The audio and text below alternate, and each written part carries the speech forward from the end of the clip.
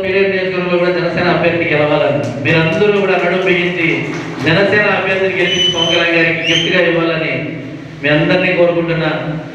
మనం ట్రై చేస్తే సాధ్యం కాదు ఏం లేదు. ఇప్పుడు జనసేన పార్టీ 21 ఎమ్మెల్యేలు అయినారు. అన్ని పార్టీలు 50 కోట్లు 100 కోట్లు ఎమ్మెల్యేలు పెట్టారు. కానీ మన పార్టీలో ₹1 కోటి పెట్టిన కూడా ఈరోజు ఎమ్మెల్యేలు అయినారు. సామాన్య కుటుంబాలు, సామాన్య వ్యక్తులు ఒక సొంతంగా ₹1 కోటి ఆస్తి లేని వాళ్ళు కూడా ఈరోజు జనసేన పార్టీలో ఎమ్మెల్యేలుగా గెలిచారు. చెప్పాలంటే మీరు అనుకుంటారు దినేష్ గారిలో అర్థం ఫైనాన్షియల్ స్టేటస్ లేని కూడా ఎమ్మెల్యేలు అయినారు. మీరంతా బాగా కష్టపడితే ఆయన కూడా అవుతాడు.